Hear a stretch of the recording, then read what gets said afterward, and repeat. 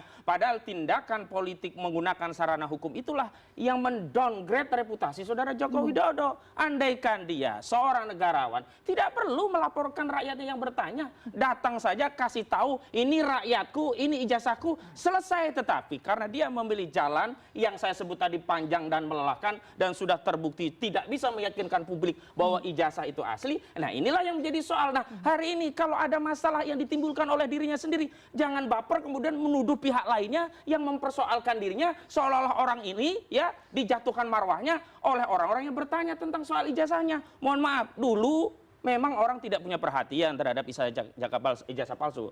Bang Rai, saya dulu yang dampingi Bambang Tri, ya 6 bulan itu tidak. Tapi hari ini ketika argumentasi itu disampaikan secara ilmiah, bahkan oleh alumni UGM sendiri, maka dinamika tentang keyakinan publik bahwa ijazah ini palsu menjadi meluas. Kenapa? Sederhana saja, untuk membuktikan ijazah asli atau tidak itu awam saja sudah melihat.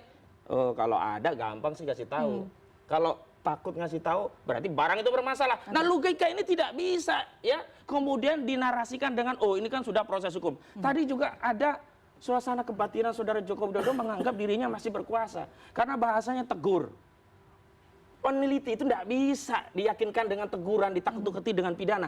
Diberi bukti, diberi jawaban argumentatif, maka puas intelektualnya selesai. Tapi kalau disomasi, ditegur, siapa yang lo? Saya ini mendapatkan kesimpulan ilmiah ini dengan penelusuran data, fakta, dan kemampuan intelektual saya yang saya memperoleh intelektual itu dengan sekolah dalam waktu yang panjang, lalu sampai kesimpulan ini. Tidak bisa kesimpulan ilmiah. Tapi jika pertanyaan Mas Agung tadi mengatakan, Mas Agung mengatakan ada dewa-dewa di atas kemudian yang kemudian membaca. Yang membuat rakyat itu semakin luas mempersoalkan ini. Jadi orang-orang yang tadinya tidak terlibat jadi tertuduh, masuk pula ke sini, dia ingin memverifikasi. Berarti Anda membantah apa yang disampaikan Bang Norman? Ini tidak ada kaitannya sama jelas, Prabowo. karena begini ya, kalau saudara Joko Widodo tidak bikin laporan di Polda Metro Jaya, bagus reputasi dia, dia malah akan melihat, oh rakyatnya yang bertanya, mengkritik, tapi dia tetap santai, sabar, tetap memberikan pernyataan sikap yang elegan, tidak seperti hari ini. Kalau saat hari ini, nah saya melihat